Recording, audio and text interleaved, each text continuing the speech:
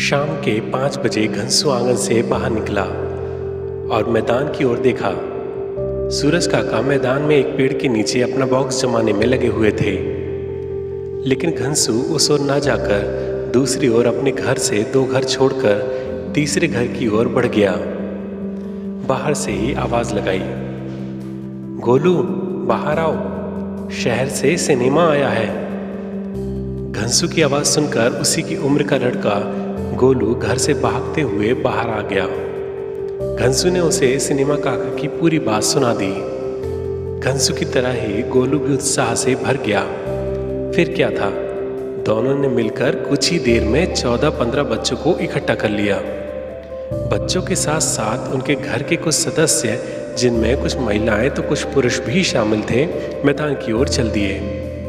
मैदान में सूरज ने सिनेमा बॉक्स स्टैंड के ऊपर जमा लिया था, साथ ही ग्रामोफोन जिसमें कि लगे व्हील को हाथ से घुमाया जाता था और उसकी सुई के नीचे फिल्म के गाने का रिकॉर्ड जो तवेनुमा था रखा जाता था। सूरज ने भीड़ का नेतृत्व करते हुए घनसू को उस अपनी ओर आते देखा। रिकॉर्ड के ऊपर ग्रामोफोन की सुई रखी और व्हील को हल्के हाथों से घुमाना शुरू कर दिया। व्हील घूमने पर रिकॉर्ड भी घूमने लगा और ग्रामोफोन से लगे हुए चुंगे से गाना बजना शुरू हो गया। गाना श्री 420 पिक्चर का था, प्यार हुआ इकरार हुआ। गांव वाले मैदान की ओर दौड़ पड़े। कुछ ही देर में घनसू की मां के साथ साथ आस पड़ोस के लोग भी गाने की आवाज सुनकर मैदान की ओर पहुंचने लगे। सूरज ने भीड़ को देखकर कुछ देर बाद ग्रामोफोन को बंद कर दिया। घनसू, सिनेमा काका गाना क्यों बंद कर दिया?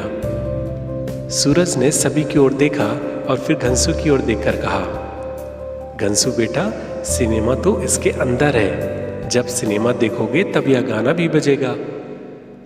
घनसू ने इतनी भीड़ के सामने अपना नाम सिनेमा काका के मुंह से सुनकर अपने को गर्वित महसूस किया। चारों ओर देखा तो सभी बच्चों के चेहरे पर उसके लिए सम्मान का भाव दिखाई दिया। घनसू, सिनेमा काका, फिर देर किस बात की है, दिखाओ ना सिनेमा। सूरज काका ने बड़े लोगों की ओर देखा। घनसू की मां आगे आई और बोली, घनसू, सिनेमा मुफ्त में नहीं मिलता, पैसे देने पड़ते हैं। भैया, कितने पैसे में सिनेमा दिखा रहे हो? सूरज, दीदी, आपके गांव में पहली बार आया हूं। वैसे तो शहर में 1 रुपये लेता हूं, लेकिन आप लोगों से इस बार 50 पैसे ही लूंगा। पास खड़े पंडित जी 50 पैसे सुनते ही बोल पड़े, 50 पैसे? इतने पैसे तो मुझे 1 घंटे की पूजा कराने पर भी ये लोग नहीं देते, तुम्हें क्यों देंगे भाई? वैसे फिल्म कितने घंटे की है? सूरज काका, देखिए पंडित जी, ये फिल्म चलने वाली फिल्म नहीं है, इसके अंदर चित्रों का संग्रह है जो एक लंबी रील के रूप में है। जिस फिल्म के चित्र इसमें है उसी फिल्म का गाना है। शुरू से आखिरी तक के मुख्य चित्र एक एक करके दिखते हैं और गाना बजता है। इससे पूरी फिल्म का आनंद आ जाता है।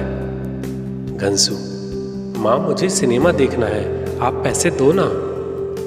घनसू की माँ, बेटा कल देख लेना, अभी हम इतने पैसे नहीं लाए हैं।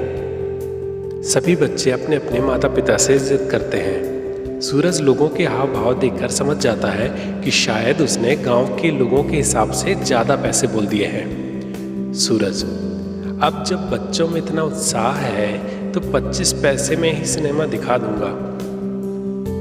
कुछ लोगों के चेहरे अब खिल चुके थे। इतनी रकम देने में उनमें से कुछ लोग सक्षम थे। सूरज ने पैसे इकट्ठा करना शुरू कर दिए। फिर भी कुल 5 लोगों ने ही पैसे दिए, जिनमें घनसू शामिल नहीं था।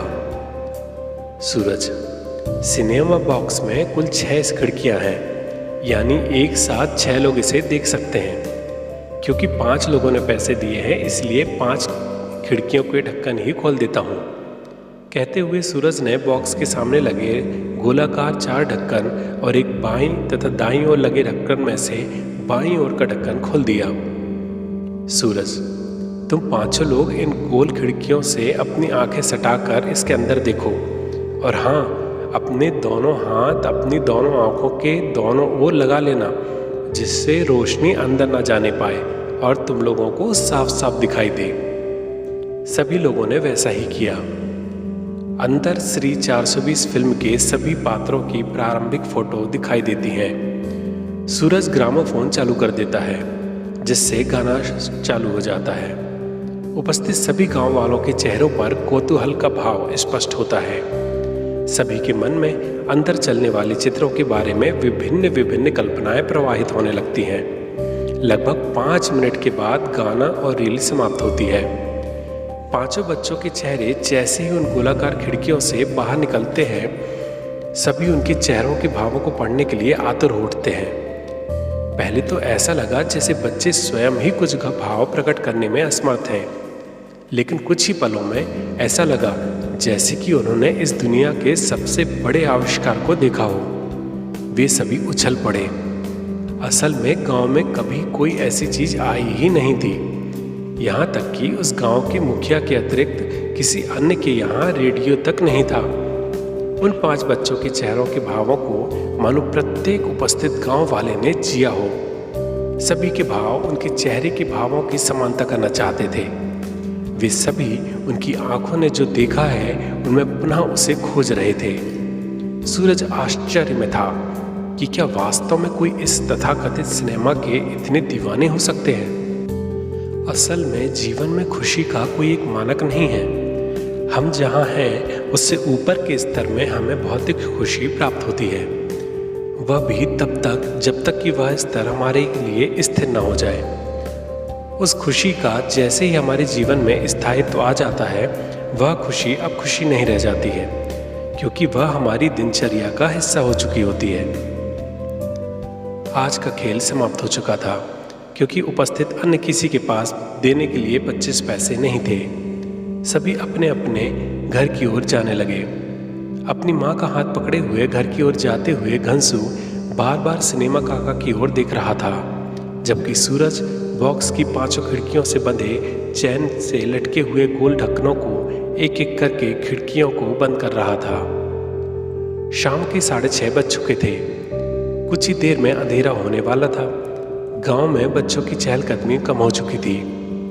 गांव वालों के स्वभावानुसार लोग रात के खाने के प्रबंधन में लग चुके थे।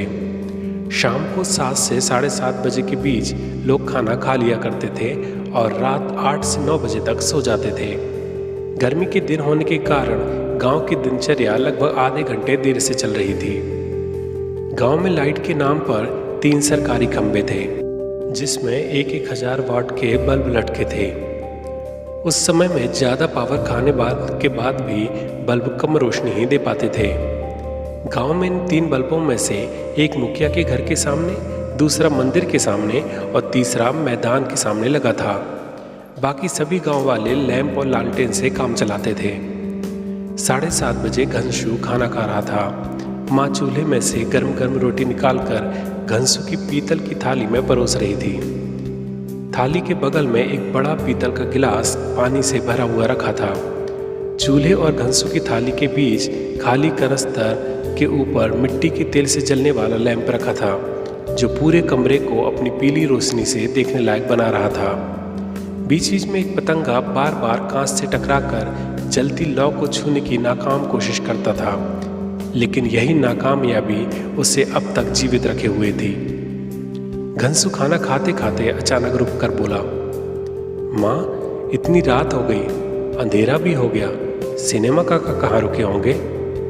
घनसू की माँ, जिसने अन्य गांव के लोगों की तरह इसके बारे में सोचा भी नहीं था, बोली, हाँ घनसू, ये तो किसी ने सोचा ही नहीं। हो सकता है शहर चला गया हो, या ऐसे समय में जब मानव अपने अंदर की मानवता को खत्म करने का भरपूर प्रयास कर रहा था, घनसू की माँ अभी भी इस मानवता रूपी ढकोसले को खत्म नहीं कर पा रही थी, और शायद यही उसकी कमजोरी भी थी। घनसू की माँ अचानक उठी और आंगन में जाकर पैरों की एड़ियों को अधिकतम सीमा तक ऊंचा करके मैदान की ओर देखा। मैदान की लाइट के नीचे सिनेमा के बॉक्स के सहारे टिके सूरज को देखकर वह वापस लौट आई। घनसू, कहाँ चली गई थी माँ? घनसू की माँ, घनसू तू खाना खा ले, फिर सामने मैदान की लाइट के नीचे तेरी सिनेमा काका को भी 2 रोटी दे आना। क्या पता उसने खाना खाया भी है या नहीं। घनसू की आंखों में चमक आ गई। हाँ माँ, मैं दे आऊँगा। लेकिन दूसरे ही क्षण उसकी आंखों की चमक बुझ गई। लेकिन माँ, उन्होंने मुझे सिनेमा नहीं दिखाया था। घनसू की माँ, वो तो उसका व्यापार है। यदि घोड़ा घास से दोस्ती कर लेगा तो खाएगा क्या? घनसू गहरे विचारों में खोया हुआ बोला। घोड़ा घास मतलब? घनसू की माँ मुस्कुराते हुए बोली, अरे मेरा मतलब है, यदि वो सभी को मुफ्त में सिनेमा दिखाएगा तो उसका घर कैसे चलेगा? इस तरह बुरा नहीं मानना पड़ता। घनसू की आंखों की बुझ चुकी चमक पुनः लौट आई। वह तेजी से बोला, लाओ माँ, मैं रोटी दे के आता हूँ।